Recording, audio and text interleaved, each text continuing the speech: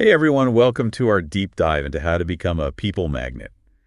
That is the title of a book by Marc Reklau, and it's packed with so many great strategies. We're going to break them down and really get into like the nitty-gritty of what it takes to truly connect with people. Yeah, I'm really excited to dive into this one. It's full of those little like aha moments. You read something and you're like, that makes so much sense. I can use this right away. So Reklau, he kind of starts out with this big idea. It's about how success and happiness are really tied into how well we connect with other people. And it's not just like a fluffy idea, it's backed by research. Right. Strong social connections, they're actually the #1 predictor of both success and happiness. Really? Yeah, and there are even studies that linked strong social networks to a longer lifespan.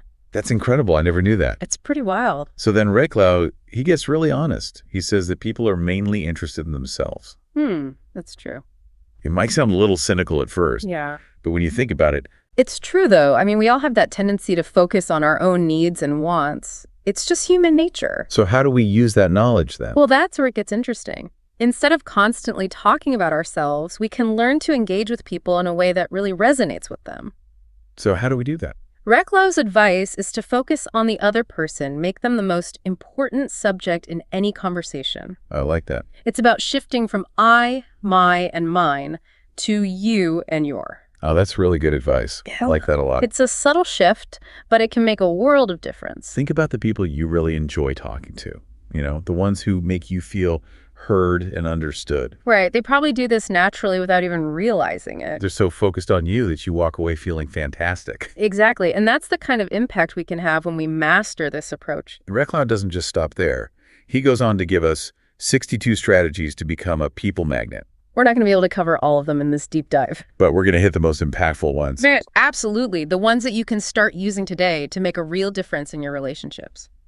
Let's jump in. Sounds good. Okay, so one of the first things he talks about is making people feel important. That's so fundamental, isn't it? Yep. Like acknowledging their presence, expressing appreciation, using their names, actually listening to what they have to say. It's like showing them that they matter. Yeah, and these are simple things, but they can have such a profound impact on how people feel. He also talks about the importance of being agreeable. Not being a pushover, of course, but finding common ground, seeking harmony rather than conflict. He actually asked this question, do I want to be right or do I want to be in peace? That's powerful, isn't it? Yeah, I love that. Sometimes letting go of that need to win an argument can be more valuable than anything else. Because often those arguments don't lead to any kind of resolution anyway. They just create more tension and distance. Exactly. And then there's something as simple as smiling. Oh, yeah. Like a genuine smile. The power of a smile is incredible. It's an instant mood booster. It's like this universal language of kindness and connection. And it creates a positive first impression right off the bat. Totally. But then he also stresses the importance of being authentic. Oh, for sure. People can spot a fake a mile away. They can. It's about being genuine and letting go of that need to impress.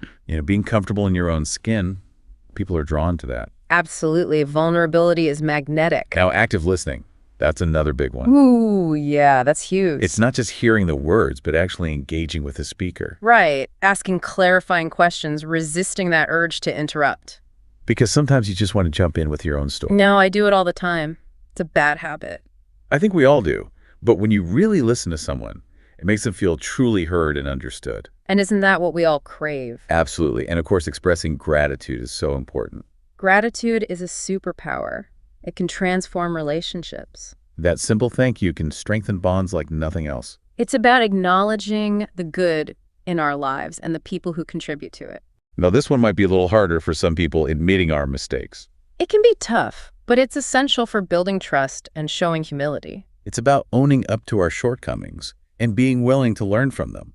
Nobody's perfect, and trying to pretend we are just creates distance. And then there's forgiveness, which can be really hard. Oh, it can be incredibly difficult, especially when we've been hurt.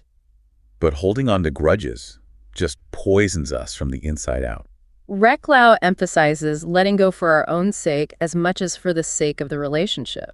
It's about freeing ourselves from that burden of resentment. And creating space for healing and connection. Now, he also talks about the power of remembering names. It might seem like a small detail, but it makes a big difference. It shows that you're paying attention, that you value the person. It's like saying, you're important to me. I remember you. And then he goes on to talk about avoiding arguments. Yeah, those heated debates rarely lead to anything positive. Instead of trying to prove someone wrong, try to understand their perspective. Seeking understanding, not victory. That's a great way to put it.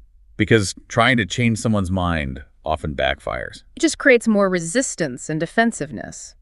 And when it comes to acknowledging others, Reklau says, focus on their strengths, not their weaknesses. It's like choosing to see the best in people and then reflecting that back to them. It shifts the whole dynamic of the interaction. Instead of pointing out flaws, we're highlighting what makes them special. And that can be incredibly empowering. But what about when criticism is necessary, like when someone's behavior needs to change? Well, Reklau isn't a big fan of criticism. He believes it's rarely constructive. It often creates defensiveness and resentment. But if you have to give feedback, he recommends a technique called the feedback sandwich. I love that analogy. You start with a positive observation, then address the area that needs improvement, and then finish with another positive statement. It's like cushioning the critique with encouragement. Exactly. So the person doesn't feel attacked or demoralized. They see it within a context of support. He also talks about letting others save face, especially when they've made a mistake. Protecting their dignity. Instead of publicly shaming someone, you address the issue privately and help them maintain their self-respect. It's about understanding, not punishment. Reklau also emphasizes the importance of being nice. In a world that often rewards aggression, kindness can be a revolutionary act. It's about showing compassion, empathy, generosity, even when it's not easy. It's about choosing to believe in the good in people and acting accordingly. He also talks about the power of an optimistic outlook. That's a game changer. It's about choosing to see the possibilities, the solutions, the silver linings. Focusing on what can go right instead of dwelling on what might go wrong. It's a choice we make every day. And it has a ripple effect on everything we do and everyone we interact with. Now, this next one's really interesting. He encourages us to help others like themselves better. That's an interesting concept. When we boost someone's self-worth, it actually improves our interactions with them. So it's a win-win. Exactly. And he even gives practical advice on how to empower others, like breaking down tasks into smaller steps and offering encouragement along the way. Making the daunting feel manageable. And celebrating their progress every step of the way. It's about being a cheerleader, a mentor, an ally. Now let's talk about positive self-talk. Our thoughts create our reality. It's amazing how much our inner dialogue influences our experiences. If we're constantly criticizing ourselves, it's going to affect how we interact with the world. But if we cultivate positive self-talk, we become more resilient, more confident, more magnetic. It's like having our own personal hype person in our heads. Reklau also reminds us about the simple power of being friendly. Sometimes it's the most basic things that make the biggest difference. The genuine smile, a warm greeting, a sincere expression of interest. It's about creating a welcoming atmosphere, making people feel comfortable and connected. And speaking of connection, he even suggests writing thank you notes. In our digital age, a handwritten note really stands out. It shows you've taken the time and effort to express gratitude. It's a tangible expression of appreciation, and it can have a surprisingly powerful impact. Now, this one's a little different. He cautions us about people with false self-esteem. The ones who project an image of confidence but are actually deeply insecure. They can be incredibly draining to be around. It's important to be able to recognize these individuals and set healthy boundaries. Because their need for validation and tendency to put others down can create a really toxic environment. To navigate those complex human interactions, Reklau encourages us to put ourselves in other people's shoes. It's about empathy, seeing the world from another person's perspective. Recognizing that everyone's experiences and beliefs shape how they behave.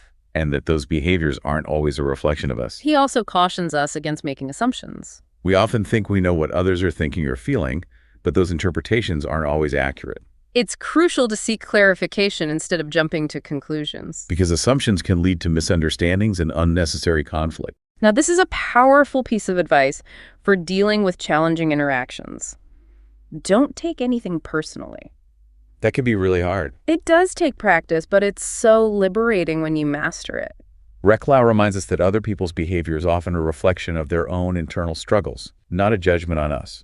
It's about recognizing that we can't control how others act, but we can control how we react. And he talks about being mindful of our social circle. Yeah, the company we keep has a huge impact on our well-being.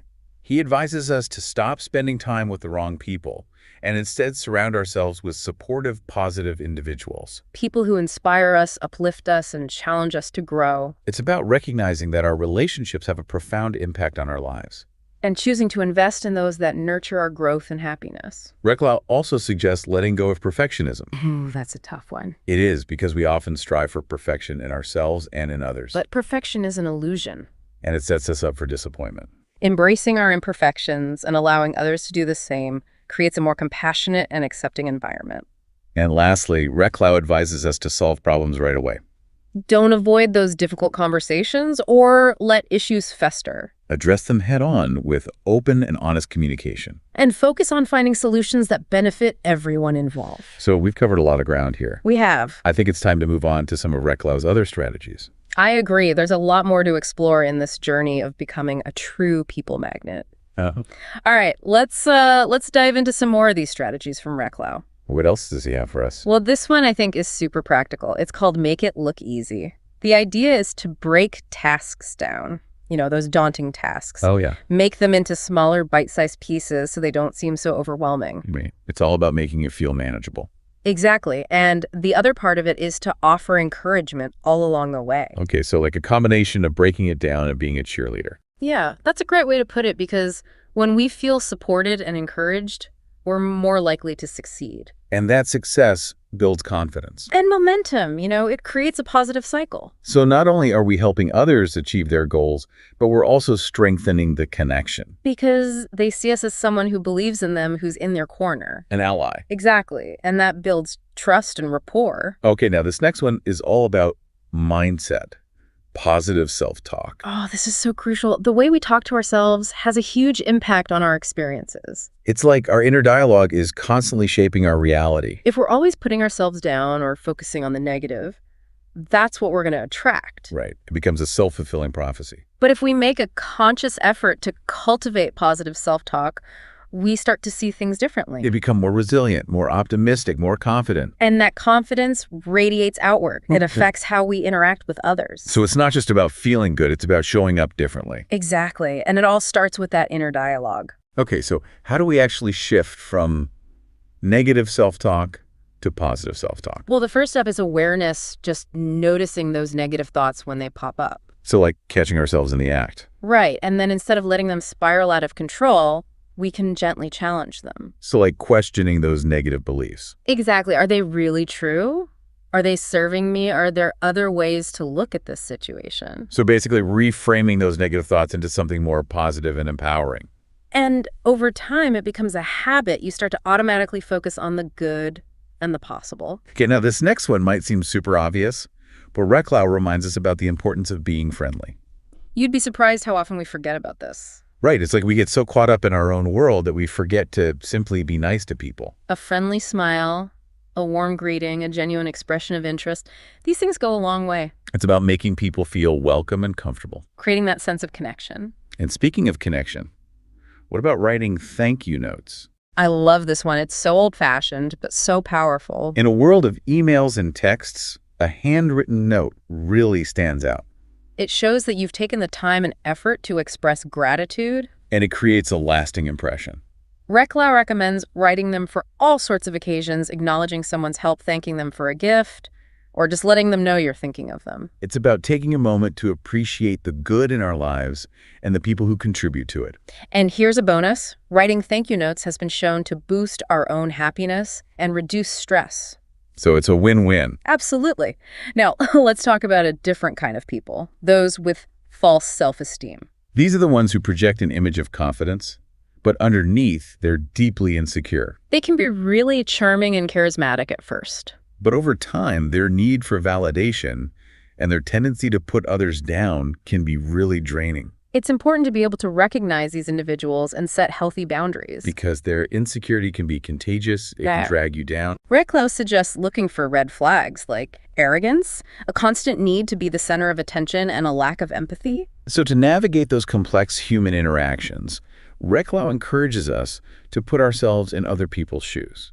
Empathy is essential for building strong relationships. It's about trying to see the world from their perspective, understanding their experiences and their motivations. When we make that effort, we're less likely to judge or misinterpret their actions. And it helps us respond with compassion rather than defensiveness. He also cautions against making assumptions. We often think we know what others are thinking or feeling, but those interpretations aren't always accurate. It's so easy to jump to conclusions, but it's much better to ask clarifying questions and seek to understand their perspective. Clear communication is key. Absolutely. And this next one is probably the most challenging, but also the most liberating. Don't take anything personally. Oh, that's a tough one. It is, but it's so empowering when you can actually do it. So how do we stop taking things personally, especially when someone's words or actions feel like a direct attack? Well, Reklau reminds us that other people's behavior is often a reflection of their own internal struggles, not a judgment on us. So it's not about us at all. Exactly. They're projecting their own insecurities or their own pain. It has nothing to do with our worth. But that's hard to remember in the heat of the moment. It takes practice, but the more we can detach from other people's reactions, the freer we become. And he also talks about being mindful of our social circle. The company we keep has a profound impact on our well-being. He suggests that we stop spending time with the wrong people and instead surround ourselves with supportive, positive individuals. People who lift us up, inspire us, and challenge us to grow. It's about recognizing that our relationships have a ripple effect on every aspect of our lives. And choosing to invest in those that nurture our growth and happiness. Reklau also suggests letting go of perfectionism. That's a big one. We often put so much pressure on ourselves and others to be perfect. But perfection is an unattainable goal. It sets us up for disappointment, and it can damage our relationships.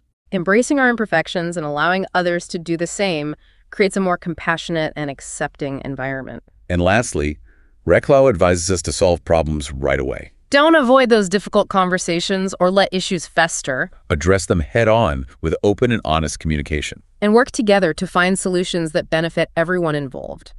Because unresolved issues just create resentment and distance. And they can eventually erode the foundation of the relationship. So we've explored a lot of really practical strategies for becoming a people magnet. We have, but I think it's time we shifted gears and revisited Reklau's final message. What does he leave us with as we wrap up this exploration of his book? Okay, so as we wrap up this deep dive into becoming a people magnet, what are the big takeaways here? What can our listeners really take with them? There's so much in Reklau's book. It's really packed with insights, but I think at its core, it's about building authentic connections, not about tricks or manipulation, It's about genuinely wanting to connect with people and make a positive impact on their lives.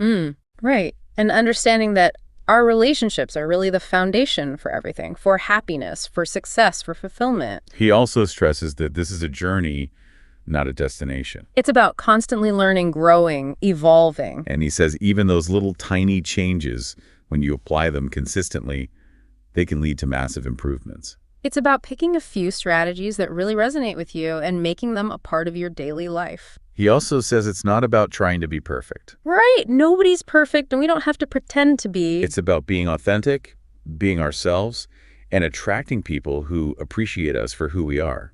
So what are some things our listeners can do to start putting these principles into practice? Like some tangible action steps. Well, one of the most powerful things you can do is practice active listening. Really focus on hearing and understanding what the other person is saying without interrupting or planning your response. Oh, that's a good one. And make a conscious effort to remember names. It shows respect and it helps build rapport. That's a big one for me. I'm terrible with names. Me too. It takes practice, but it's worth it. And of course, express gratitude. Regularly acknowledge the people who make your life better. A simple thank you can go a long way. And another thing Reklau talks about is focusing on the positive. Right. Choosing to highlight strength and celebrate successes, rather than dwelling on negativity or criticism. And lastly, don't avoid those difficult conversations. Address problems promptly and work together to find solutions. So as our listeners start implementing these strategies, they're probably going to notice a shift in their interactions. Conversations will flow more easily, connections will feel more genuine, and they'll probably experience a deeper sense of fulfillment. It's about creating those win-win relationships where everyone feels valued and respected. So as we wrap up this deep dive, I challenge our listener to think about one strategy they can put into action immediately. What really resonated with you during this episode? What's one step you can take today to become a more magnetic and influential individual? Remember, even small steps can make a big difference over time. Embrace the process. Be patient with yourself and enjoy the rewards that come from building stronger, more meaningful connections. And if you have any questions or insights you'd like to share, please reach out to us via email. We'd love to hear from you. This is Host Speaker signing off, reminding you to cherish those everyday moments that make life extraordinary. And this is Expert Speaker encouraging you to always seek knowledge, understanding, and connection. Until next time.